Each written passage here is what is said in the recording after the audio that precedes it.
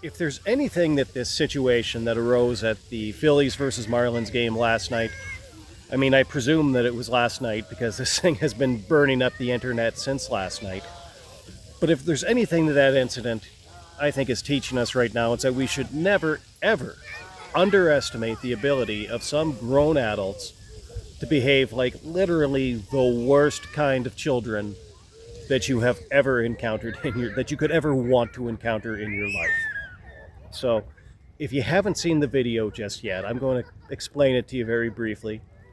So there's a man who's at this Philadelphia Phillies versus Miami Marlins game last night, and the Phillies hit a home run.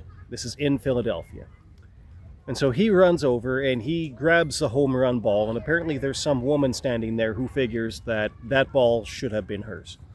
Now, I don't really know the rules and the etiquette surrounding foul balls and home run balls, things of that sort. I'm not a baseball guy, so I don't really pretend to know what the rules were. The wild thing about it was that this ball landed just about at this woman's feet. So I think that perhaps you could make the case that in all fairness, that actually should have been her ball. But then there's also a competitive aspect to it that I can kind of imagine. And so this guy runs all the way over from his seat. He manages to get that ball up out of the bleachers before she can bend over and pick it up. It's like, hey, you snooze, you lose a little bit, right? And so she's not willing to accept that. And so then she comes over and she confronts this guy at his seat. So he goes over, he gives the ball to his son, and he's literally hugging his son. He's standing there hugging his son when this woman comes over and just starts screaming at him. And this is where things get a little bit funny, because when she starts screaming at him, the first thing that he does, he kind of does this whole thing with his arms. And I don't know what that is. I don't want to add to this kid's trauma by making fun of his dad at length in the video, so I'm not going to. But I thought that was kind of funny.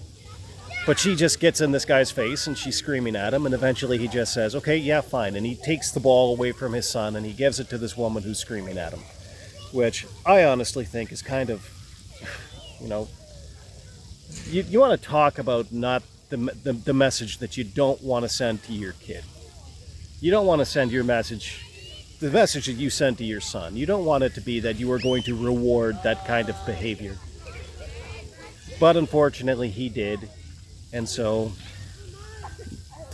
things have been going great for the kid ever since. I mean, the Phillies, they saw this as everybody else did, and they really took care of this kid. Like, they took him down, they introduced him to one of the star players. He got a signed bat. He got like a couple signed baseballs apparently, and got a little goodie bag, and just, they really decided that they were gonna take care of this kid. And this woman, she wound up being booed out of the stadium. Like, she couldn't even stay for the rest of the game. Like, the crowd was on her so much, like, she had to get up and go. Doesn't really bother me all that much. Maybe not so much because of the way that things started, but the way that she chose to finish it. It gets me thinking to things that used to happen when I was when I used to go to Edmonton Eskimos games. Now, admittedly, I haven't gone to one in a few years. And yeah, that has a lot to do with the name change. Maybe not so much the name change as the lack of respect that was shown to the existing fans when they decided to do this whole name change. Decided to turn around, accuse the rest of us of accuse the existing fans of having been a bunch of racists all these years, and gave in to a bunch of people that were never going to buy tickets, and you can tell that they weren't ever going to buy tickets because they never did. Okay, you know what? I'm getting off topic. All right, let's get back to what I was trying to talk about. And so they do this thing at the Eskimos games, which is Canadian Football League football for anybody who's listening to this in the States. And so at Commonwealth Stadium in Edmonton, they have a running track around the outside of the field. And the reason why that's there is because the stadium was originally built for the Commonwealth Games, the British Commonwealth Games. Imagine like the Olympics, but it's only the British Commonwealth countries. So Canada, Britain, Australia, New Zealand, India, all of that. And so there's this running track. It never got really taken out. And so what they would do is every time that the Eskimos scored a touchdown, they would jump on the back of this fire truck, and they would drive this fire truck around the running track, and they would just throw these little miniature footballs out into the crowd. Highlight of any game. I mean, you could almost say that maybe you loved the mini footballs more than you loved the touchdown. Okay, no, probably not, but it was a close second. And over years, they kind of expanded that, and they added like this huge mini football shooting Gatling gun, that could get these balls all the way up into like the upper bowl of the stadium, and yeah, just a great time. And so you go to enough of these games, and every so often you're going to be fortunate enough to actually catch one. And I never did keep one that I caught, not even once. I would always, if one of them if I just happened to be able to snag one, I just always gave it away to the nearest kid in the crowd, right? Because really, that's what these things are for, in my opinion. But you got to think about it.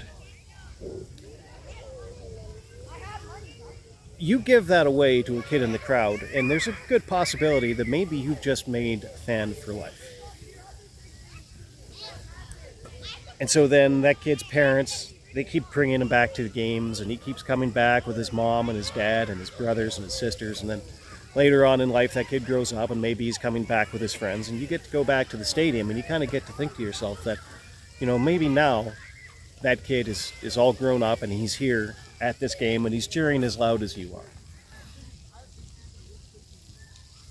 And that's when you kind of realize that, you always kind of have to approach these things with the perspective that, the team is bigger than you are. Because of course it is.